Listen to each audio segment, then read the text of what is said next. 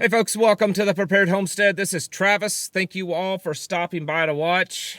We might be getting closer to World War III with this whole Russia and Ukraine conflict. Things are starting to heat up. Once again, I know things we hear this for the last year and a half, whatever. It's heating up. But it is right now. And yeah, might be getting close to that.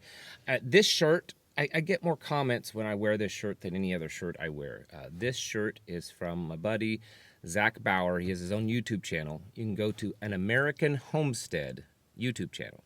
N-A-N, American Homestead. And then you can purchase these shirts there. If you want to purchase that shirt that I wear often that says on an FBI list because of this t-shirt, that's my shirt. I mean, it is my shirt, but I designed that myself.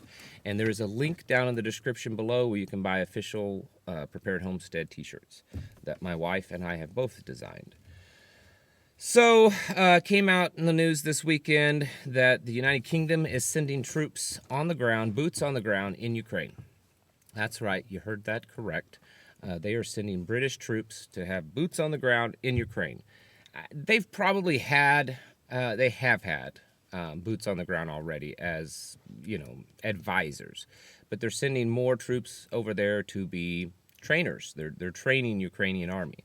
The word on the street is that however they're doing this, that if Russia strikes and kills United Kingdom troops, British troops, that wouldn't necessarily be in Article 5 of NATO.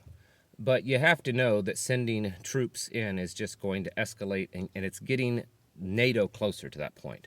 The United Kingdom is also sending their big Typhoon, not big, but their Typhoon fighter jets over to Poland. They're deploying them in Poland. So there's that. Of course, you probably all know that there was a stopgap measure in the budget so that it keeps the government running for 6 more weeks, And that deal excluded funding to Ukraine, but Senator McCarthy has worked out some kind of backroom deal, the Speaker of the House, to go ahead and continue funding of Ukraine. Folks like Lindsey Graham, I know you all love him. He's one of your favorite senators. He's been apparently on all the news shows on Sunday morning, this morning, talking about how we cannot stop funding Ukraine.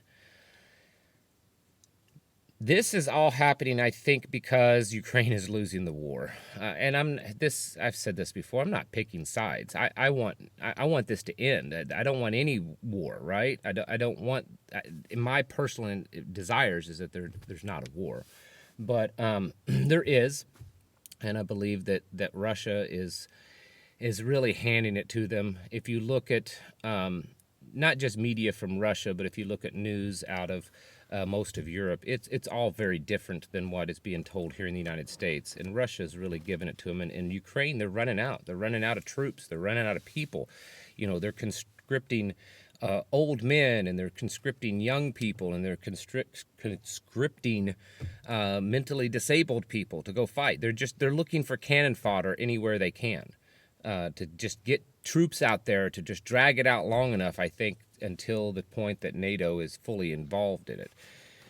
Because the bottom line is NATO, no matter how much money and weapons and stuff NATO, quote unquote, United States, because that's really what it is sending them, you have to have boots on the ground. And if Ukraine runs out of that, and it's not gonna work. We sent 14 Abrams tanks.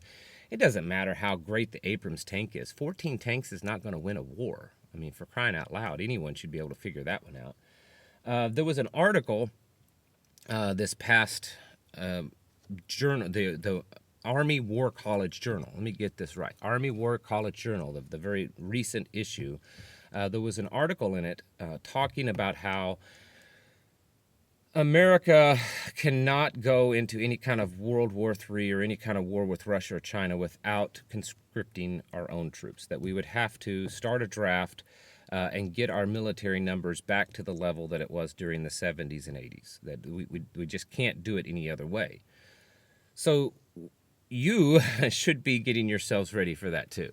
If you have young children, younger children that would be of that age, between now and probably the next 2 or 3 years, I can't tell you what to do, but you should probably be planning for that. I mean, maybe you're okay with them joining. I mean, some people still are proud that their children would join the military. It's not a knock against the military or even the United States in serving anymore. It's what's the purpose of it? It's a globalist regime at this point, and some of you just don't want to hear that, and that's just the truth. It's not the same thing as it once was. But it looks like that, and it's been talked about quite a bit, that at some point in the near future, we could very well see a draft. If we end up going full-scale war against Russia, that's probably gonna happen in the near future, I would guess. Another thing, we're seeing more and more buildup with China and Taiwan. China is increasing almost consistently and constantly the amount of warships, airplanes that are flying around Taiwan, naval ships around Taiwan. It's a constant buildup. They are putting out Navy ships 200 times faster than us. It was a leaked report a few weeks ago. I talked about that back then. But 200 times faster. They have actual aircraft carrier factories, okay? Now, I know some of you are going to say, yeah, but their ships aren't as good as ours. It doesn't matter if they're able to produce that many of them. They already have more than we do, and their naval fleet is, it's bigger than ours. And if they're able to put out at that speeds that much, they don't have to be as good as us. I mean, the Sherman tank was nowhere near as good as the German tanks in World War II. The armor wasn't as good. It wasn't. But we outproduced them. We produced so many Sherman tanks that we just overwhelmed the German artillery and German tanks. The same way with everything in World War II. We overproduced. We were not producing the best quality of stuff. In most cases, German and Japanese equipment was superior to ours. And I know not a lot of Americans don't ever want to admit that, but it's true. Their equipment, their weapons, it was superior. It was more advanced. It was better. But we produced more of it. We outproduced them. And that's exactly what China's going to do. They're going to outproduce us. We're not a production, industrialized nation anymore. I mean, we're a service nation. We, everything that we do to make money is in service for the most part. And when it gets to the point that we're in some type of big conflict, they're going to need troops. They're going to need people. So they're going to be conscripting Americans to serve, but they're also most likely going to be nationalizing or taking over certain industries, forcing them to produce stuff, which also means that you and I, those folks that aren't going to serve because we're too old or because we've got medical problems and families or whatever, that we probably won't get conscripted, well, we're going to deal with a lot less stuff. This happened during World War II. If you're too young or you just don't know it, look into your history. Read a little bit of what happened during World War II.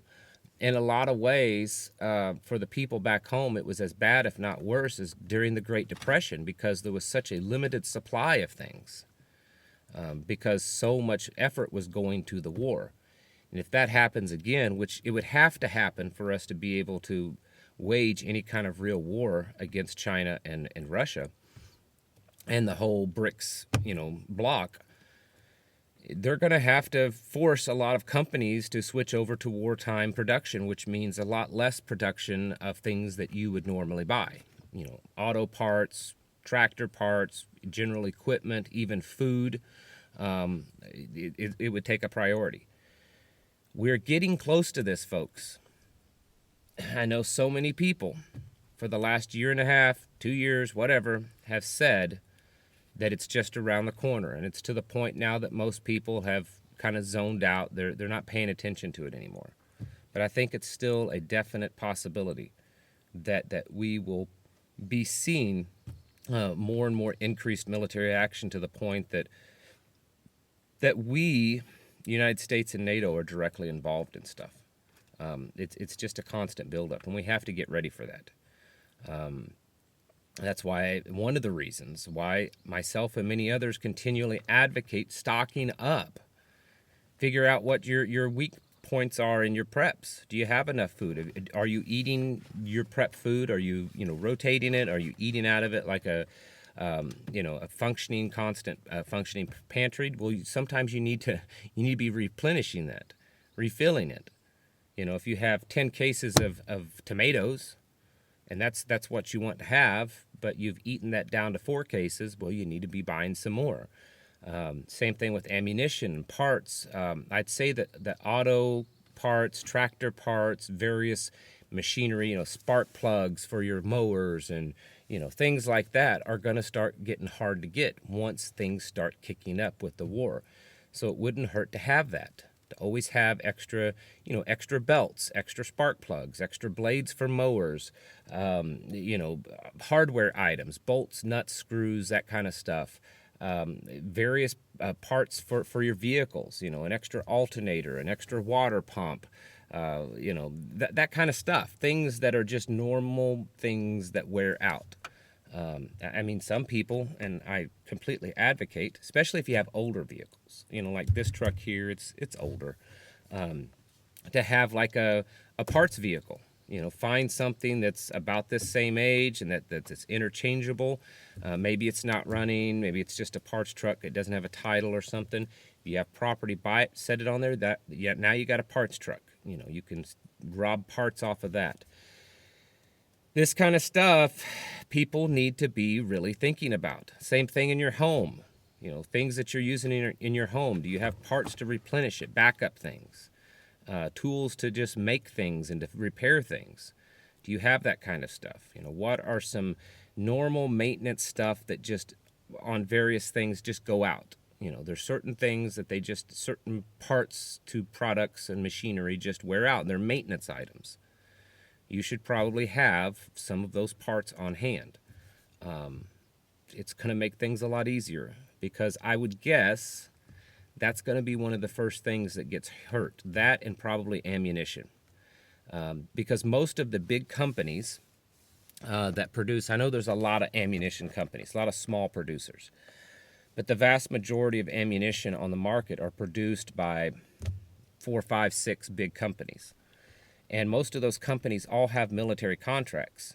And as far as I'm aware of, most of those contracts say, we're going to buy, you're going to make this much ammunition just for the military or government or whatever. But during a wartime, you agree to switch over to where all of your production. So let's say Winchester ammunition. Maybe, and I'm making up numbers, okay? I don't know the specifics, but let's say 30% of their production of ammunition efforts go to government ammunition. And then we go to war, maybe they kick it over to 80, 90, even 100% of their ammunition production, which means none of the ammo that they're producing is going to see consumer sales, So ammunition could easily dry up. Gun parts, we were having a little group meeting the other night, a few weeks ago or whatever, and someone made a good point that you should have parts to your guns. If you run an AR-15, AR-15 parts kits are cheap, folks. All the little springs and pins and stuff, that's usually the fail points. Having, a couple of those parts kits sitting around, or for any gun that you have, extra firing pins and all that kind of stuff. Very cheap to have and just have stored away. Even if you don't know how to put it together, there's possibly someone in your group that would, and it's not that hard to learn.